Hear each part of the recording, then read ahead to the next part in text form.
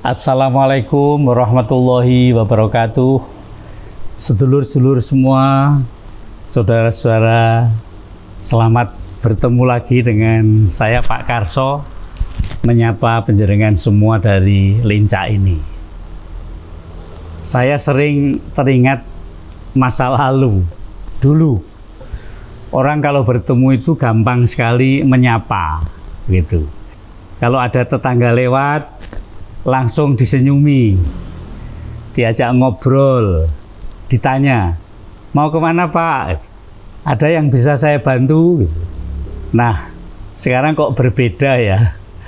Anak-anak muda, apalagi yang disebut generasi Z, lebih sering menatap layar HP daripada menatap mata orang yang di sekitarnya atau orang lain. Pandai bicara di media sosial, tapi kalau ketemu langsung seringkali kaku. Kadang saya berpikir, jangan-jangan nanti kalau ada tetangga sakit, anak muda kita ini bukannya datang menjenguk, tapi cukup kirim emoticon, nangis di grup WA. Loh, wong yang sakit butuh ditemani kok bukan dikirimi emoticon. Bagi yang tidak tahu emoticon itu gambar simbol itu loh, yang menyatakan senyum, ada sedih gitu, atau marah, atau hanya kedip-kedip mata gitu. Itu. Nah, disinilah kegelisahan saya.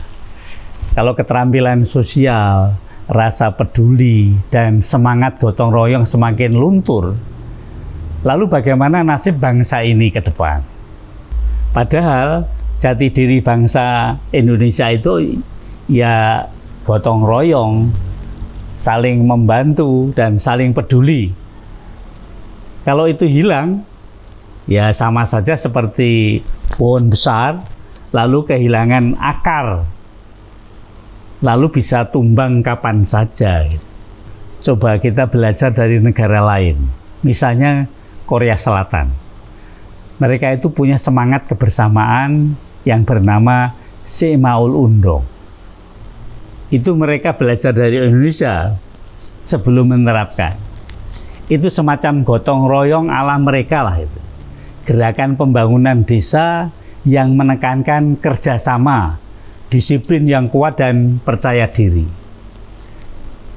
Hasilnya, Korea Selatan yang dulu miskin lalu bisa berubah menjadi negara maju yang pesat seperti sekarang. Kalau bangsa lain bisa seperti Korea Selatan tadi, maju bahkan dengan budaya gotong royong, masa kita yang punya gotong royong yang asli sejak nenek moyang malah membiarkannya itu hilang. Karena itu kita perlu melakukan revitalisasi gotong royong. Anak-anak muda harus diajak berkolaborasi sesuai zamannya.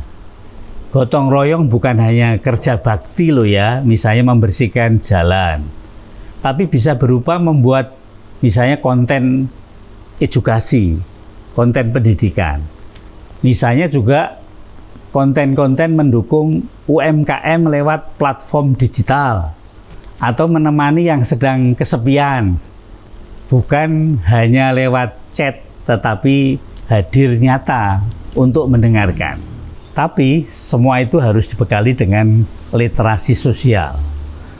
Anak-anak muda kita harus cerdas teknologi, tapi juga harus cerdas hatinya.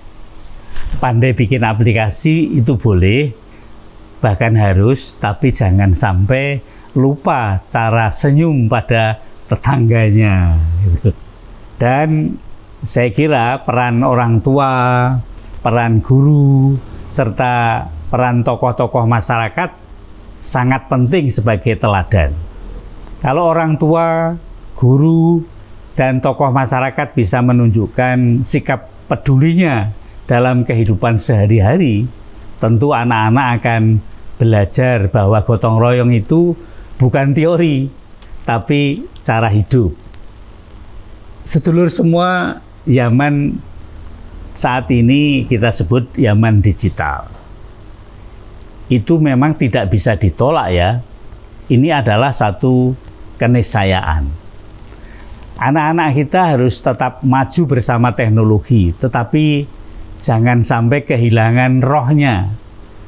Gotong royong bukan sekedar warisan, melainkan bekal masa depan.